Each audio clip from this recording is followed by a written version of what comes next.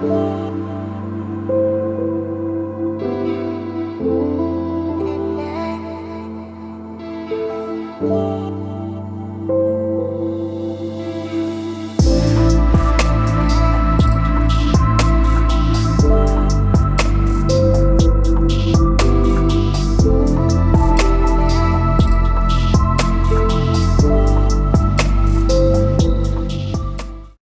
இயேசு கிறிஸ்துவின் திருப்பெயராலே நான் உங்களை வாழ்த்துகிறேன், உங்களை ஆசீர்வதிக்கிறேன். நம்முடைய கமாலியல் Bible college zoom meet admin சார்பாக உங்களை நான் வரவேற்கிறேன். நான் பழைய பாடம் ஒன்று எடுக்க போகிறேன். நான் எப்போவுமே வகுப்பு எடுக்கும் பொழுது எல்லா வசனங்களையும் நான் போடுவேன். அந்த வசனத்தை மூணா பிரிச்சு, ஒன்று பவர் திருப்புதல்னு ஒன்று போடுவேன், இன்னொன்று ஆங்கில திருப்புதல்னு ஒரு வசனம் இருக்கும், திருவிவிலியம்னு ஒன்று இருக்கும். தேவைப்பட்டா ரோம கத்தோலிக்க விவிலியத்திலிருந்து எடுத்து போடு. நோக்கம் என்னன்னா, நீங்க எல்லாத்தையும் படிக்கணும் அப்படிங்கிறது தான். ஏன்னா போன முறை நான் ஒரு விஷயம் சொன்னேன், யாரும் அதுக்கு நானும் அதை மறந்துட்டேன், யாரும் அதை குறித்த எந்த விதமான கேள்வி எழுப்பல. இப்போ கேள்வி இதுதான் இல்லைங்களா? நம்ம குறைவான பேர் இருந்தாலும் பரவாயில்ல, நம்ம ஆன் பண்ணிட்டு இப்போ பதில் சொல்லணும் இல்லைங்களா? கேள்வி என்னன்னாக்கா, இயேசு கிறிஸ்துவை, குழந்தை இயேசுவை அந்த விண்வெளி ஆய்வாளர்கள், ஞானிகள் எங்க போய் சந்திச்சாங்க? ஐயா, வீட்டுல போய் பார்த்தாங்க ஐயா. வீடு எங்க இருந்துச்சுங்க?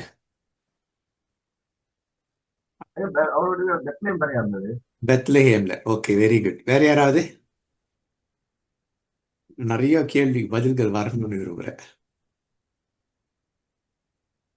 அடுத்து வேற யாரா சொல்லுங்க. என்கரீப்ல இருந்தாங்களா ஐயா? Ein Karem, very good very good. Bethlehem பக்கத்துல என்கரீம் பக்கத்துல.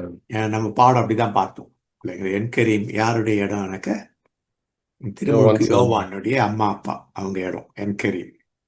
பெத்லஹேம்க்கு இன்னும் கீழே தெற்கு பக்கத்துல.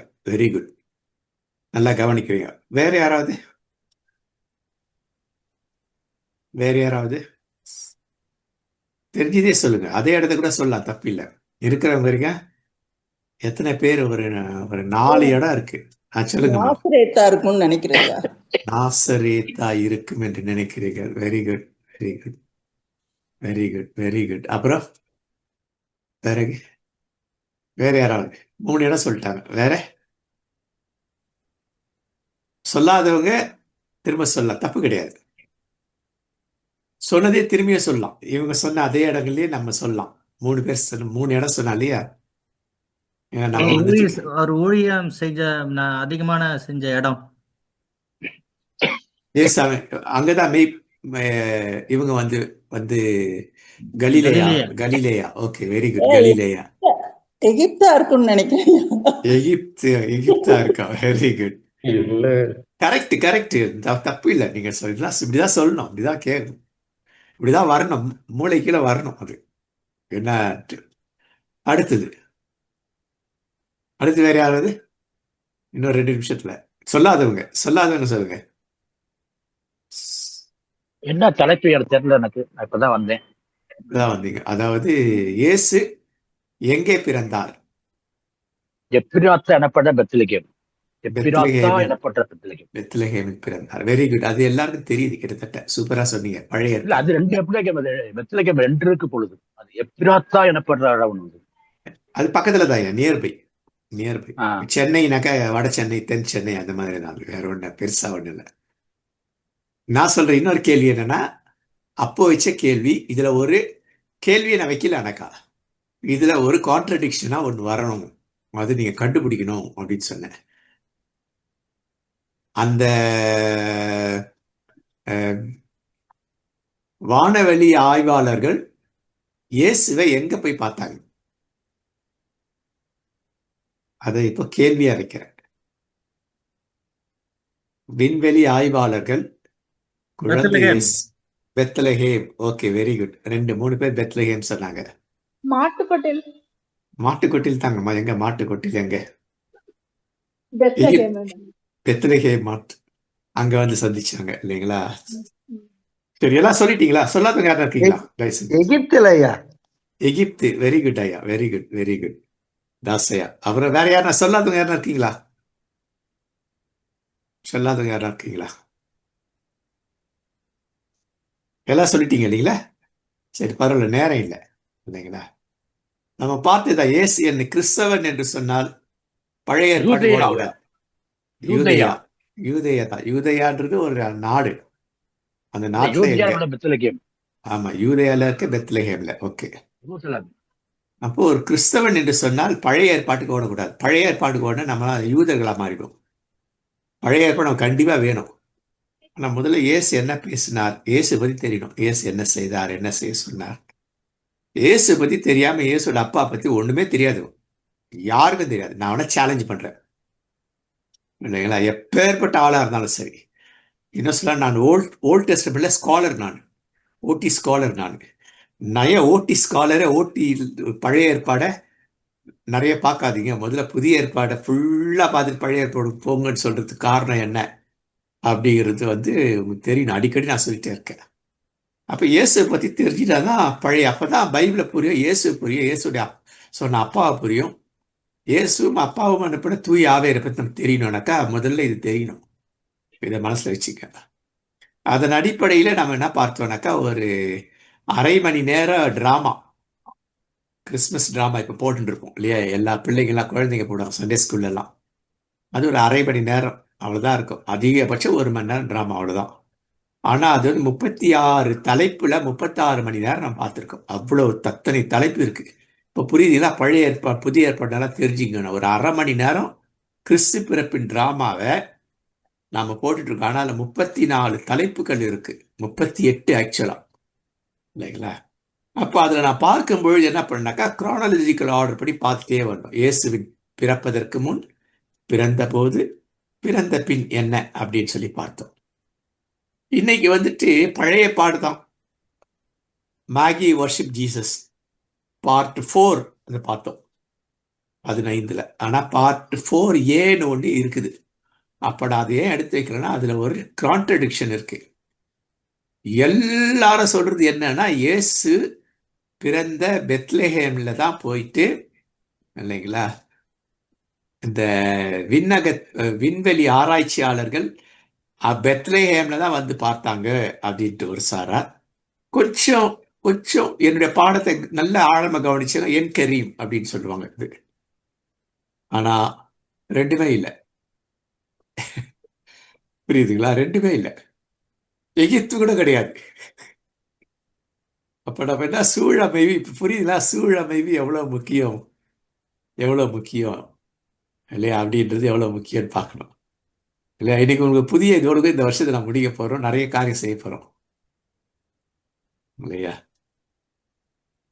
அப்போ இதுல நாம பார்க்குற பாடம் என்ன அப்படின்னு பார்த்தா, லூக்கா 2ஆம் அதிகாரம் 38-41 வசனங்களை நான் பார்க்கும்போது நான் சொன்னேன், இது முக்கியம் முக்கியம் முக்கியம்னு சொன்னேன். 38-41 வசனம் ரொம்ப முக்கியம். அதுல ஒரு கான்ட்ரடிக்ஷன் இருக்குது. நீங்க படிக்க நான் சொல்ல மாட்டேன் எனக்கா, நீங்க படிச்சு கேள்வியா எழுப்பணும் அப்படின்ட்டு நான் சொன்னேன் இல்லைங்களா? அதனால அதனால நான் என்ன சொல்ல வரேன்னாக்கா, இது ரொம்ப முக்கியம். 38 லூக்கா 22ஆம் அதிகாரம் 38-42 வசனம் ரொம்ப ரொம்ப ரொம்ப ரொம்ப ரொம்ப முக்கியம். அது ஒரு வரிசை கிரமமானது இருந்தாலும் அதுக்குள்ள நிறைய என்ன பண்ணிருக்கு, சில பகுதிகள் உள்ள சேர்க்கணும். எப்படி இயேசு கிறிஸ்துவனுடைய இல்லையா, அந்த நம்ம இப்ப பார்த்ததுல கானாவூர் திருமணம் எப்படி, அது ரொம்ப முக்கியம். அதுல அடுத்தது இயேசுடைய முதல் அந்த திருக்கோயில முதல் முறையா சுத்திகரிச்சது எவ்வளவு முக்கியம். அதெல்லாம் நடுவில் வரணும். அப்பதான் குரானாலஜிக்கல் ஆர்டர் வரும். 38-39 2 வருஷத்துக்கு இடையில ஒரு கேப் இருக்கு. அங்க ஒரு விஷயம் நடக்குது. 39க்கு 40க்கு இடையில ஒரு கேப் இருக்குது. 40க்கு 41க்கு இடையில ஒரு கேப் இருக்கு. 41க்கு 42க்கு இடையில ஒரு கேப் இருக்கு. சரிங்களா? இதை நல்லா மனசுல வச்சுக்கணும். நீங்க இதை நீங்க நல்லா படிக்கணும் இன்னைக்கு எடுக்கிற பாடத்தை. அப்போ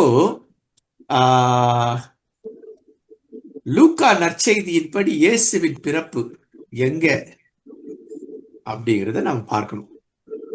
அப்போ இந்த வரலாற்று முக்கியத்தை லூக்கா ஏன் இப்படி எழுதுறாரு, மத்தேயு எழுதாத ஏன் இவர் எழுதுறாரு? அப்போ இதுல ஒரு 10 குறிப்பு பார்க்க போறோம் இல்லையா? லூக்கா என்ன பண்ண, தாழ்மையுள்ள இயேசுவை காட்டுறார். இயேசு ரொம்ப தாழ்மை உள்ளவர், அரண்மனை அல்ல அப்படின்றத காண்பிக்கிறார் இல்லைங்களா? ரெண்டாவது, இந்த ரோமர்களுடைய பேரை வச்சு இவங்க என்ன பண்றாங்கனாக்கா, ஏரோது வந்து ஆட்சி செய்யறார், கொள்ளடிக்கிறார். ஏன்னா ஏரோதுவால என்ன பண்ண முடியாதுனாக்கா, சட்டங்களை நிறைவேற்ற முடியாது. சட்டங்களை நிறைவேற்றணும்னாக்கா சீரியாவில் இருக்கிற அந்த ஆளுநர் தான், சல்பீசியன் குயினி தான். அவர் தான். இப்ப எப்படி நம்ம சட்டமன்றத்துல சட்டம் ஏற்றினாலும் நம்ம ஆளுநர் கையெழுத்து போடதான் அது ஆகுமோ, சட்டமா மாறுமோ, அந்த மாதிரி அது. அப்போ இந்த கொயினி என்ன பண்றாரு அப்படி சொல்லி பார்த்தாக்கா, அந்த சட்டத்தை வந்து அழுத்தம் கொடுக்குறாரு. என்ன அழுத்தம்னா, போயிட்டு எல்லாரும் அவங்க பிறந்த ஊர்ல போயிட்டு உங்க பேரை பதிவு செய்யணும் அப்படின்னு சொல்லிட்டு. ஏன் பதிவு செய்யணும்னாக்கா, அதுல ஒரு அடக்குமுறை இருக்கு. ஏன்னா வருமானம் கம்மி. அப்ப நிறைய பேர் என்ன பண்ணா, வரி சரியா கட்டல. அப்ப எல்லாரும் வரி செலுத்துறதுக்குள்ள கொண்டு வரணும் லிஸ்ட். அப்ப இது ஒரு அடக்குமுறை, வரிய வாங்குறதுக்கு. அதுக்கு யாரு துணை போறாருன்னா, ஏரோது துணை போறார். ஏன்னா இந்த குயினி யாரோட இது சொல்றாருனாக்கா, சீசருடையது. திபேரியு சீசர், திபேரியு ராயன் அப்படின்னு வரும் இல்லையா? டைப்ரிஸ் சீசர் திபேரியாவிலிருந்து ஆளுகை செய்கிறார் ஜூலியஸ் சீசர், அகஸ்டஸ் சீசர். அடுத்ததுன்னா, தாழ்மையானவர்களுக்கு கிடைக்க தெய்வீக அருள் பத்தி தான் அதை பத்தி லூக்கா பேசுறார். தாழ்மையானவர்களுக்கெல்லாம் அருள், இறை அருள் உண்டு. அடுத்து நாசரேத்துல வந்துட்டு மரியாளுக்கு இறை தூதர் ஒரு நற்செய்தி அறிவிக்க. அப்ப நாசரேத்துல போய் என்ன நடக்கும்னு அவர் கேட்டார். ஞாபகம் இருக்குதுங்களா? நாசரேத்துல எந்த நன்மையும் வராத. அது நாசரேத்து வந்து ரொம்ப ரொம்ப ரொம்ப ரொம்ப ரொம்ப ரொம்ப ரொம்ப கீழ்நிலையில ஒரு சின்ன சாதாரண வசதி வாய்ப்பற்ற ஒரு பகுதி, ஒரு கிராமம், அடி கிராமம். அங்க இருந்து எப்படி நடக்கும்? அப்ப அங்க நடக்கும், இதெல்லாம் நடக்கும் அப்படிங்கிறார் இல்லையா? அப்ப இன்னொன்னு வந்துட்டு, இந்த 5வது வந்து எங்க வரணும்னா, 3வதுல வரணும். 5வது பாயிண்ட் 3ல வரணும். இப்போ இந்த ரோமரியர் பேரால அடக்குமுறை நடக்குது இல்லையா?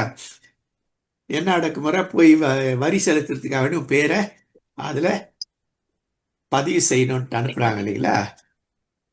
அப்போ இவங்க பதிவு செய்யறதுக்கு இவங்களை அந்த இடத்துக்கு அனுப்புனது யாருன்னா, இந்த சட்டம், ரோமருடைய சட்டம் இது அது பண்ணுது. அப்ப யோசேப்பு மரியா பெத்லேமுக்கு போறதுக்கு அனுப்புகிறார் இல்லையா? அடுத்தது அங்க வந்துட்டு கணக்கெடுப்புல ஒரு ஆணை இருக்கிறார். அப்போ அடுத்தது வந்து மாட்டு தொழுவத்துல முன்னணையில, அல்லது சத்திரம்னாக்கா என்ன? சத்திரம்ன்றது மொழிபெயர்ப்பு தப்பு. சத்திரம் இலவசம்னு அர்த்தம். சத்திரம், கல்யாண சத்திரம்னு அந்த காலத்துல அதான் சொல்லுவாங்க. சத்திரல மண்டபம். சத்திரம்னா ஃப்ரீ, ஒரு பைசா வாங்க மாட்டாங்க, சாப்பாடு போடுவாங்க, இடம் கொடுப்பாங்க எல்லாம். அந்த காலத்துல நம்ம சத்திரங்களா, கல்யாண சத்திரங்கள் இருந்தது. உண்மையிலேயே காசு வாங்க மண்டபம் இல்லையா? திருமண மண்டபம், திருமண மாளிகை இப்பெல்லாம் வருதுல்ல, அந்த மாதிரி இல்லையா? அப்போ அது ஒரு மேன்ஷன் அல்லது அது ஒரு விடுதி, பணம் கொடுத்து பண்ற ஒரு ஒரு ஒரு ரெஸ்டாரண்ட் மாதிரி, போர்டிங் அண்ட் லாட்ஜிங் ரெஸ்டாரண்ட் அது.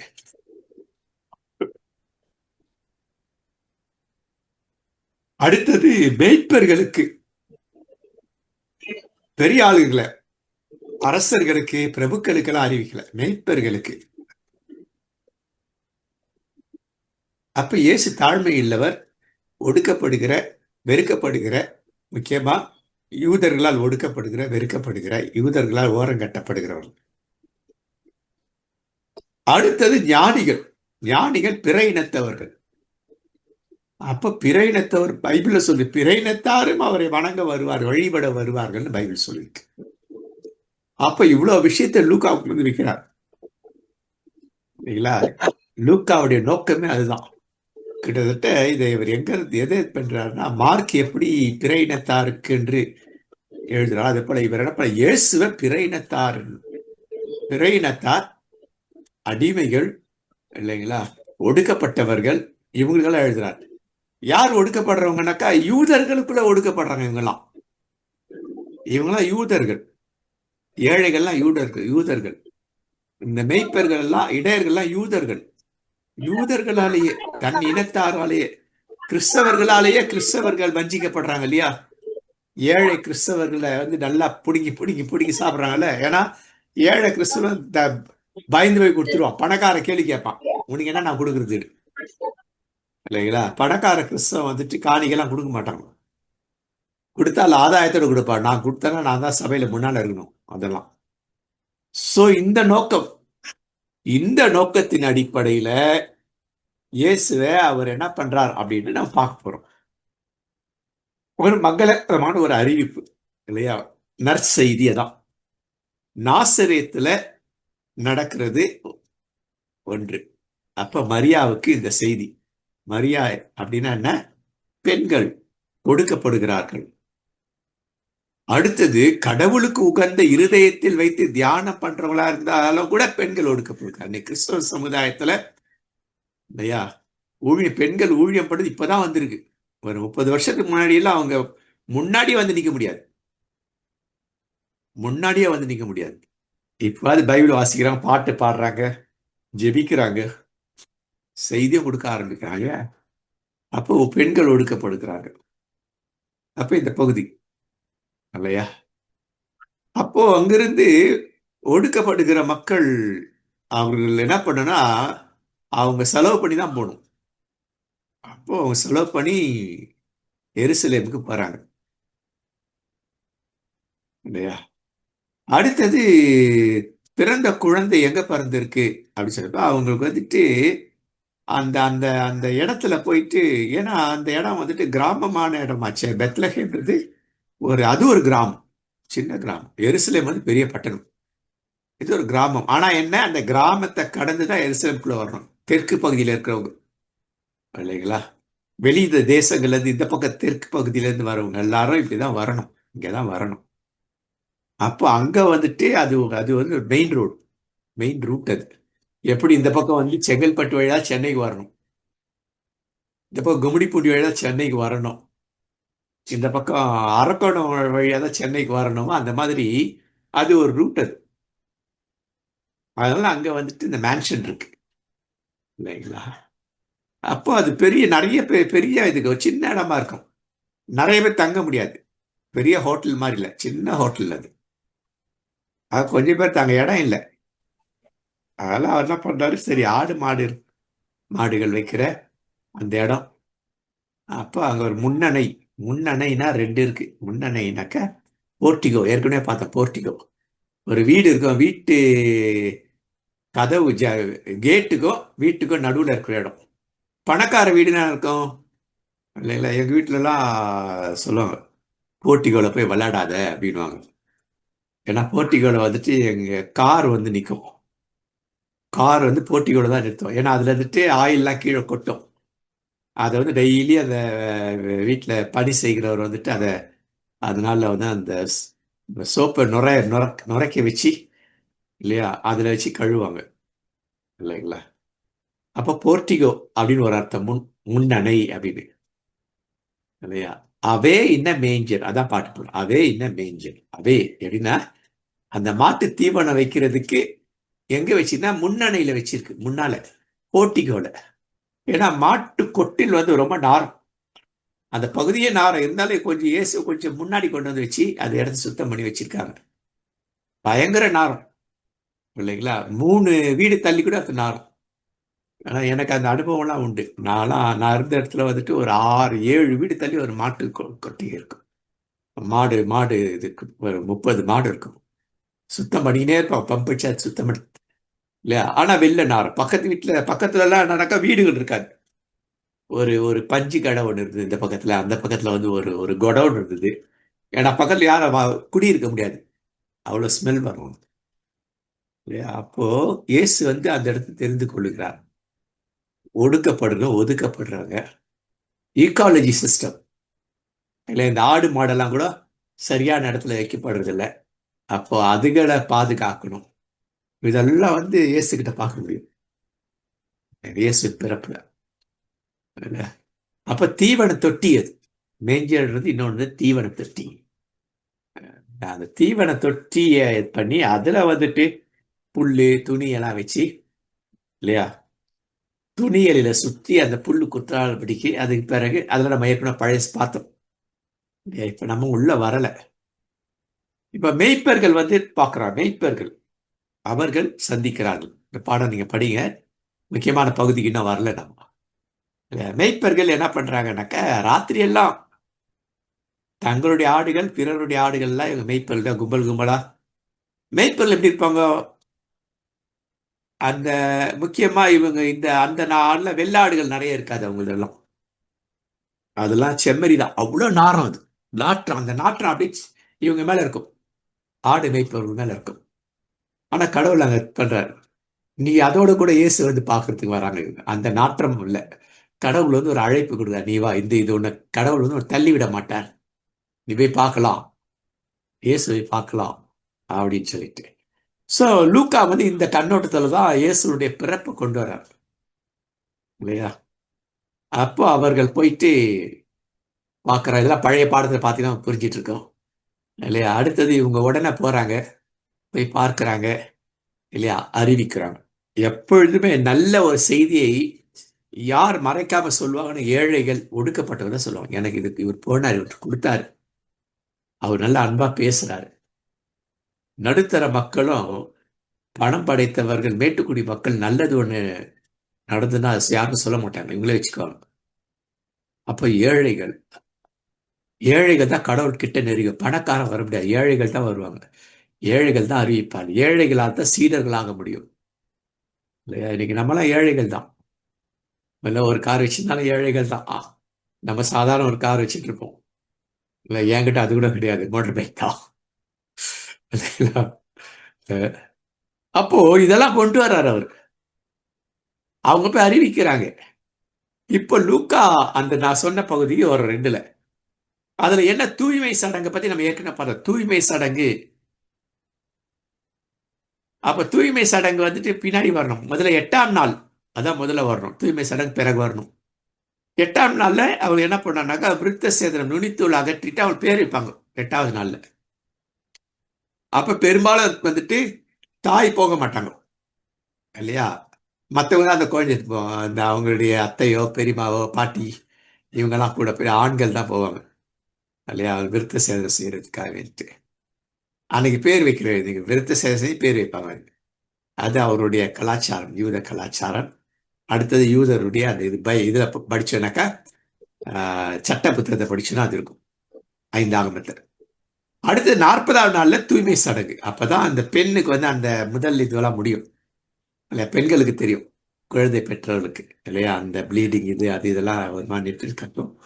நான் அதனால தான் சில இடங்களில் 40ஆவது நாள் வந்து குழந்தைக்கு பேப்டிசம் கொடுப்பாங்க. முக்கியமா ரோமன் கத்தோலிக்க திருச்சபையில பேப்டிசம்ன்றது 40ஆவது நாள் அப்படின்ட்டு. தாயும் தூய்மை குழந்தையும் தூய்மை அப்படிங்கிற அந்த குளத்துல அன்னைக்கு தான் குழந்தைய வந்து அர்ப்பணிக்கிறது, டெடிகேட் பண்றது. அதுக்கு என்னெல்லாம் செய்யணும்?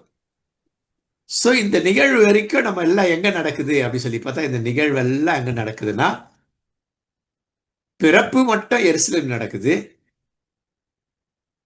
அது குழந்தை பிறந்ததுக்கு பிறகு அவங்க என்ன பண்றாங்கன்னா, எப்படியோ வந்துட்டு அவங்க போயிட்டு அதுக்குள்ள இவங்க எங்க என்ன பிளான் பண்ணியிருக்கணும், என்கரீமுக்கு வந்துட்டு, என்கரீம்ல இருந்து குழந்தை பிறந்துருச்சுனாக்கா அங்க போயிட்டு பெயரை பதிவிட்டுக்கணும், தாய் குழந்தை தகப்பன் பேரை. அப்படிலாம் குழந்தை பிறந்ததுக்கு அப்புறம்ட்டு அவங்க எருசலேம் வரும்பொழுது அவங்களுக்கு பிரச்சனை வந்துருச்சு. அதனால என்கரீம் இப்போ எருசலேம்லயே குழந்தை பிறந்துருச்சு.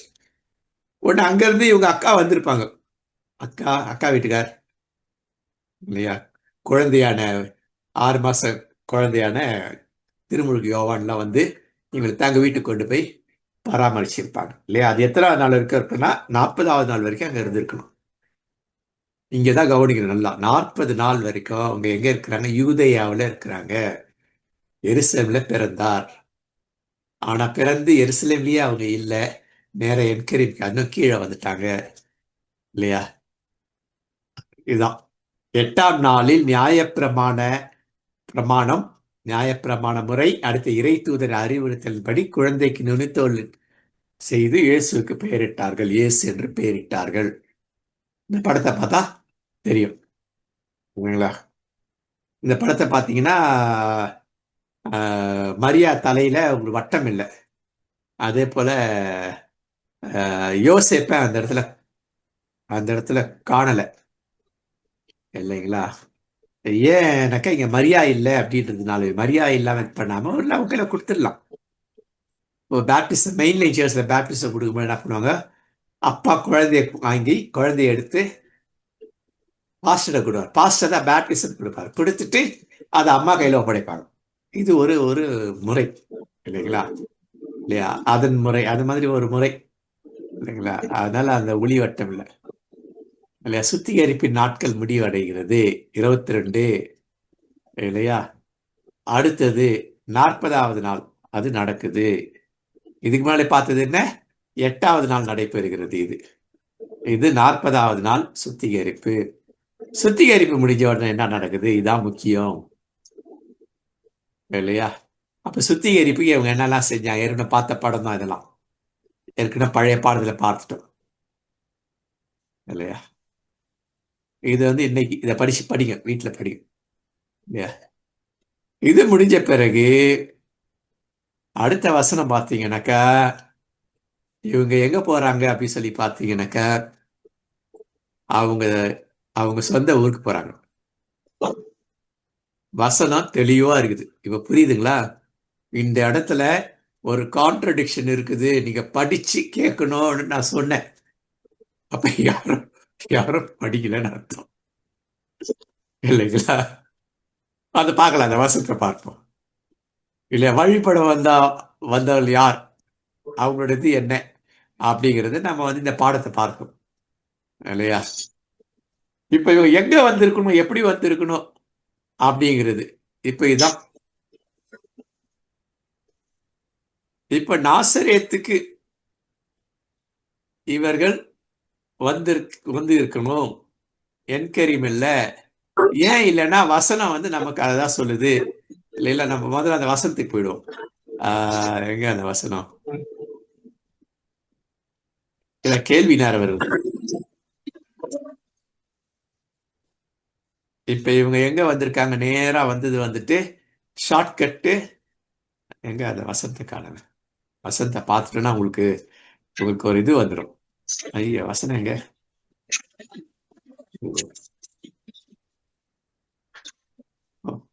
சேவ் பண்ணலையா நானு? ஐயா 2ஆம் அதிகாரம், அப்போஸ்தலர் 2ஆம் அதிகாரம், சாரி லூக்கா 2ஆம் அதிகாரம். யாராவது ஒருத்தர் எடுத்து வாசிங்களேன். நான் இதை போட்டிருந்தேன், சேவ் ஆகல போல இருக்கு. ஏன்னா திடீர்னு கொஞ்சம் ஹேங் ஆச்சு. இந்த பகுதி வாசிங்க. லூக்கா 2ஆம் அதிகாரம் 38 முதல் 40 வரலையுமா? ஆமாங்கம்மா. அவளும் அந்நேரத்திலே வந்து நின்று கர்த்தரை புகழ்ந்து எருசலேமிலே மீட்புண்டாக காத்திருந்த யாவருக்கும் அவரை குறித்து பேசினாள். இது எப்ப நடக்குது? இது எப்ப நடக்குது? 40வது நாள் நடக்கிற விஷயம். அவள்னா யாரு? அண்ணா. அதுக்கு முன்னாடி இவங்க 2 பேர் நிகழ்வு. இதெல்லாம் 40வது நாள் நடக்கிற விஷயம். வாசிங்க, தொடர்ந்து வாசிங்க. நியாயப்பிரமாணத்தின்படி சகலத்தையும் அவர்கள் செய்து முடித்த பின்பு கலிலேயா நாட்டில் உள்ள தங்கள் ஊராகிய நாசரேத்துக்கு திரும்பி போனார்கள். எங்க போனாங்க? நாசரேத்துக்கு. எங்க போனாங்க? கலிலேயாவுல உள்ள நாசரேத்துக்கு. கலிலேயா இல்ல, எருசலேம்ல அல்லது என்கரீம்ல இருந்துட்டு இல்லையா? என்கரீம்ல இருந்துட்டு திரும்பி வரல. என்கரீம் போயிருக்கலாம், இல்ல நேரா அங்க இருந்துட்டு போயிருக்கலாம். எங்க போயிட்டாங்க? இப்ப அவங்க இயேசு 40வது நாள் எங்க போய் சேர்ந்தாங்க? தாயும் தகப்பனும் இயேசுவும் நாசரேத்துக்கு. எல்லாரும் போய் சத்தமா சொல்லுங்களேன். நாசரேத். கலிலேயால உள்ள நாசரேத்துங்கய்யா. கலிலேயா தான். ஆமா, கலிலேயா உள்ள ஒரு நாடு. நாசரேத். கலிலேயா ஒரு நாடு, ஊராகிய சமாரியா ஒரு நாசரேத். நாடு, யூதேயா ஒரு நாடு. புரியுதுங்களா? இப்போ கலிலேயான்ற நாட்டுல இருக்கிற அந்த இடத்துக்கு போயிட்டாங்க. இப்ப இங்கதான் யாரு வந்திருக்கணும்? நேரா எங்க வந்திருக்கணும்னா விண்வெளி ஆய்வாளர்கள் வந்திருக்கணும். அவங்க என்ன பண்ணிட்டாங்கன்னா, இந்த எல்லை வந்த உடனே அவங்களுக்கு ஒரு இது வந்துச்சா, இந்த எல்லை வந்துட்டோம், இங்க இருந்து நேரா அரசர் எங்க பிறந்திருப்பாரு அப்படின்னு சொல்லிட்டு இவங்க என்ன பண்றாங்கன்னா, வேக வேகமா என்ன பண்ணிட்டாங்கன்னா, அந்த நட்சத்திரத்தை பார்க்காம, இல்லையா, அந்த நட்சத்திரத்தை பார்க்காம என்ன பண்ணிட்ட, நேரா இவர்களுடைய பணி, இந்த படம் இருக்கும், மேப்பிங். ஓகே, மேப்பிங் இருக்குதுங்களா? ஓகே, மேப்பிங் இருக்கு. ஓகே, சோ எங்க இருந்து வராங்க? பெர்ஷியால இருந்து வரோம். ஏற்கனவே பழைய படம். பெர்ஷியால இருந்து வந்துட்டு எங்க போனாக்கா இவங்க, இல்லையா, தீரோடு பக்கத்துல வரணும், இங்க வரணும். ஆனா இவங்க என்ன பண்ண, நேரா இந்த இந்த நாட்டுக்குள்ள வந்த உடனே பகல் நேரமா இருந்தனால அவங்க பார்த்தாங்க, ஆஹா, இனி நமக்கு நட்சத்திரம்லாம் தேவையில்லை, நேரா அரண்மனைக்கு போவோன்ட்டு நேரா அரண்மனைக்கு அவங்க வந்துட்டாங்க. பெத்லஹேமுக்கு வந்துட்டாங்க. புரிஞ்சுங்களா? எருசலேமுக்கு வந்துட்டாங்க.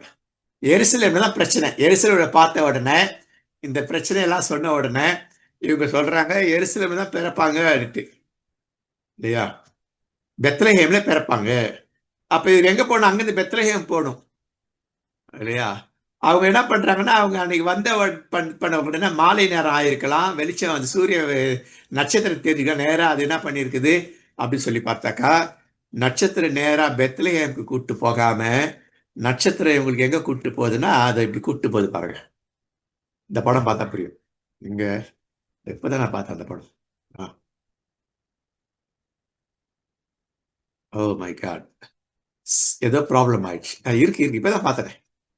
கன்சியருங்க, சாரி. அடுத்த படம் அடுத்த படத்துல வரும்னு நினைக்கிறேன். இப்பதான் நான் போட்டேன். இங்க இத புரியுதுங்களா? பிரவுன் கலர்ல ஏரோ மார்க். எருசலேம்ல இருந்து இவங்க எங்க வந்திருக்காங்க? தமஸ்கு வழியாக. இங்க தமஸ்கு வழியாக இவங்க என்ன பண்றாங்க அப்படி சொல்லி பார்த்தாக்கா, இதுதான் இந்த பவுண்டரி. இந்த பவுண்டரி தான் யாருடைய பவுண்டரி இது? இதுதான் ஏரோதுடைய பவுண்டரி. இந்த கருப்புக்குள்ள வருதெல்லாம் ஏரோது பவுண்டரி. இந்த பவுண்டரிக்குள்ள வந்த உடனே அவங்க ஆஹா, நேரா இங்க வந்துட்டாங்க, எருசலேமுக்கு வந்துட்டாங்க. எருசலேம்ல இந்த பிரச்சனை நடந்தது. இப்ப இவங்க வெளில வந்தோடனே நட்சத்திரம் என்ன பண்ணுது, இவங்களுக்கு ஜெருசலேம்ல இருந்து நேரா இவங்களுக்கு வழி காட்டுது. எங்க? கலிலேயாக்கு வழி காட்டி அந்த வீட்டுல போய் தான் பாக்குறாங்க, இல்லைங்களா? அப்போ இவங்க இங்க வரும்பொழுது இயேசு போயிட்டாரு. கிட்டத்தட்ட 1 வருஷத்துக்கு மேல எங்க போய் வாழ்றாங்க? அவங்க சொந்த ஊர்ல போய் வாழ்றாங்க. அப்பதான் இது நடக்குது, இல்லையா? அப்பதான் இங்க வராங்க. வந்துட்டு அடுத்து அவங்க டிராவல் பண்ணி கிட்ட 160 கிலோமீட்டர், 140 160 கிலோமீட்டர், இல்லையா? அந்த இதுல போயிட்டு அங்க போய் பார்த்துட்டு இங்கதான் கடவுள் அவளை சந்திக்கிறாரு. சந்திச்சு, இல்லைங்களா, நாசரேத், கப்பர்நாகும் நாசரேத்திங்க. இப்ப என்ன பண்ணிட்டாங்க, கடவுள் சொல்றாரு, இவங்க என்ன பண்றாங்க, திரும்பி கீழே வராம நேரா தமஸ்கு வழியா தன் நாட்டுக்கு போய் சேர்றாங்க. உறுத்திருச்சா? பைபிளை ஒழுங்கா படிங்க, வசந்த உன்னிப்பா படிங்கன்னா புரியுதா? அப்போ மத்தேயு என்ன பண்றாரு அப்படி சொல்லி பார்த்தாக்கா, மத்தேயுக்கு வந்துட்டு, இல்லைங்களா, பிறந்த இடத்தை பத்தி பேசுறார். ஆனா பிறந்த இடத்துல இவங்க வந்து பார்த்தாங்கன்னுட்டு மத்தேயு பேசவே இல்லை.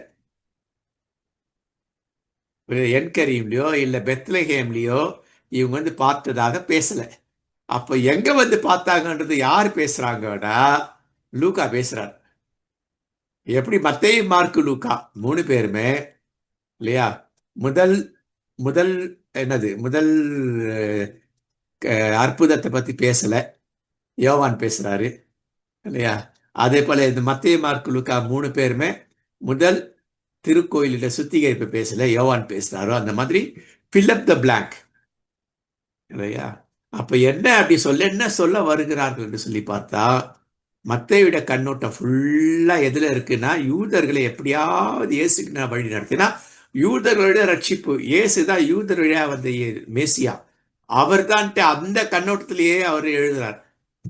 இவர் எதை எழுதுறார் அப்படின்னு சொல்லி பார்த்தாக்கா, இல்லையா, இயேசு வந்துட்டு யூதர்களுக்கு மட்டும் வரல, யூதர்கள்ல ஒடுக்கப்பட்டவங்களுக்கும் வரார், பிற இனத்தாருக்கும் வரார், ஏழைகளுக்கும் வரார், பணக்காரருக்கும் வரார்.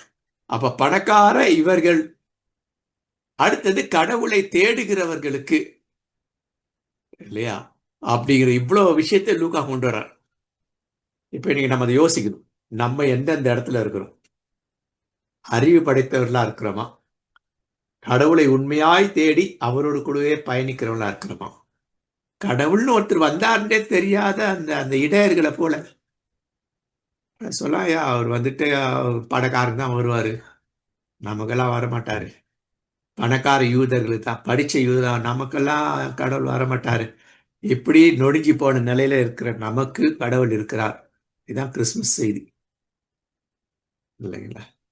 அடுத்தது அவங்களுக்கு சொன்ன உடனே அவங்க என்ன பண்றாங்க, உடனே போய் பிரஸ்தாகப்படுத்துறாங்க, இல்லைங்களா? அதே போல இந்த பணக்காரர்களும் கடவுளை தேடியவர்கள் தங்களிடத்திற்கு போய் இயேசுவை அவள் கண்டிப்பா அறிவித்திருப்பார்கள். ஏன்னா அது ப்ரூஃப் வேணும்ல, நாங்க இது பண்ணணும். ஆனா அவர் வந்துட்டு அங்க பிறக்கலையா, அவர் பிறந்ததே வேற இடம். புரிஞ்சிச்சிங்களா? சோ இன்றைக்கு இதை தான் நான் முன்னாடி வைக்கிறேன். உங்களுக்கு முன்னாடி வைக்கிறது என்ன அப்படி சொல்லி பொறுத்தா, இல்லைங்களா, பைபிளை ஒழுங்கா படிங்க. புதிய ஏற்பாடு, புதிய ஏற்பாடு, புதிய ஏற்பாடு, புதிய ஏற்பாட்டில் விளக்கெண்ணெய் ஊத்தின்னு படிங்க கண்ணுல. நான் அப்பவும் சொன்னேன், இந்த இப்ப பாத்தீங்களா அந்த அந்த இந்த இந்த இந்த வசனங்கள் அப்படியே நடுநடுல இதெல்லாம் வருது. இந்த வசனத்துக்கு நடுவில் என்ன நடக்குது, என்ன நடக்குது, என்ன நடக்குதுன்ட்டு.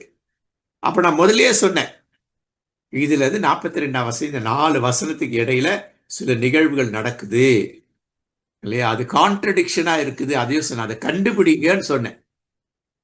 ஒவ்வொரு நிகழ்வுக்கு நடுவில் என்ன நடக்குது, அதுக்கு 8வது நாள், அப்போ பிறந்ததுக்கு 8வது நாள் வரைக்கும் எங்க இருந்திருப்பாங்க இவங்க? போல வாடகை வீட்டில் அங்கே இருந்திருக்க வாய்ப்பு இல்லை. பக்கத்துலேயே இவங்க வீட்டுக்கு அவங்க விட்டுருக்க மாட்டாங்க. அதுவும் சகோதரி விட்டுருக்கவே மாட்டாங்க, இல்லை சகோதரி பார்த்து எங்கிருந்தோ வந்தவங்களை விட்டுருக்க மாட்டாங்க. போறீங்க 40 நாள் இருந்து இதை முடிச்சுட்டு போங்க, திரும்பியும் போயிட்டா வருவீங்க, பச்சை குழந்தைய தூக்கிட்டு வருவீங்களா? இல்லை பச்சை உடம்பை கூப்பிட்டு வர, இங்கேயே இருந்துட்டு முடிச்சுட்டு போங்க.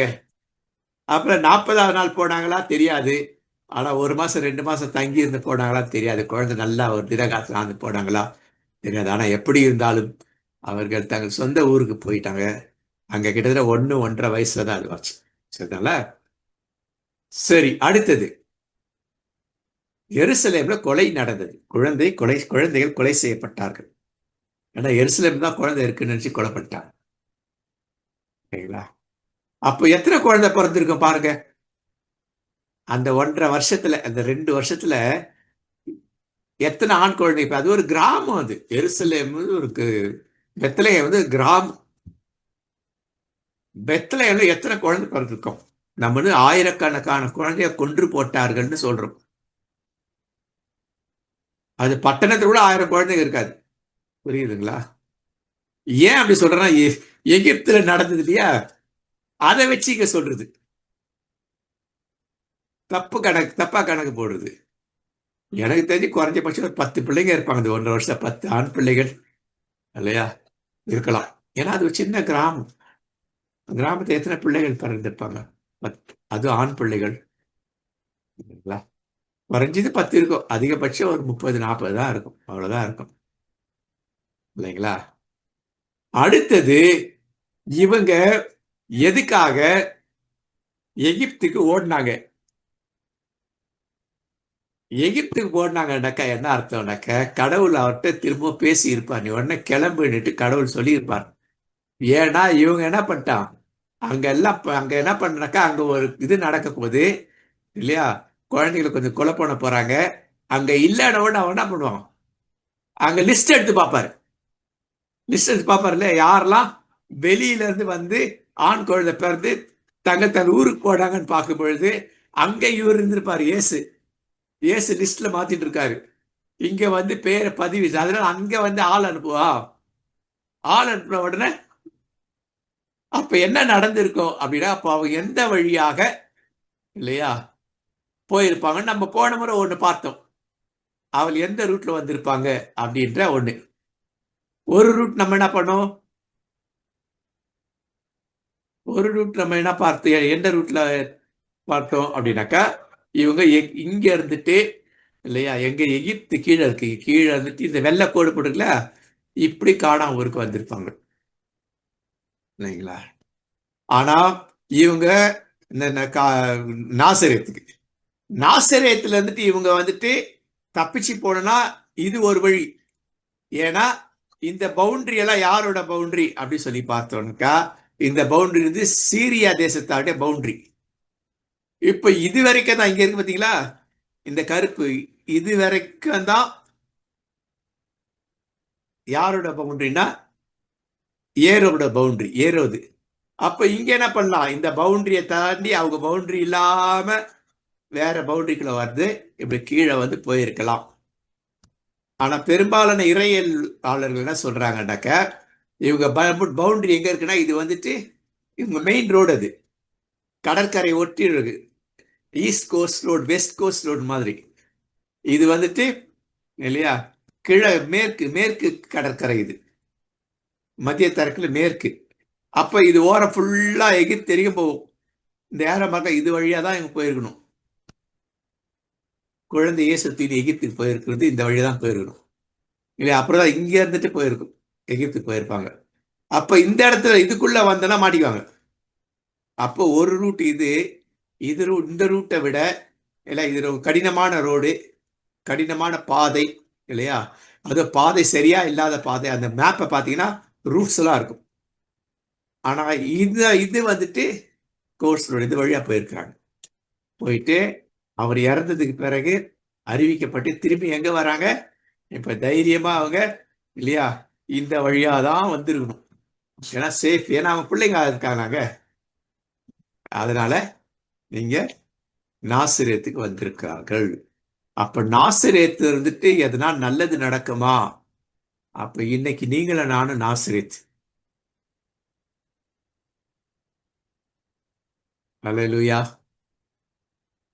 சத்ததே காணும். கடவுள் நல்லவர். புரியுதுங்களா? இன்னைக்கு நீங்களும் நானும் யாரு? நாசரேத்.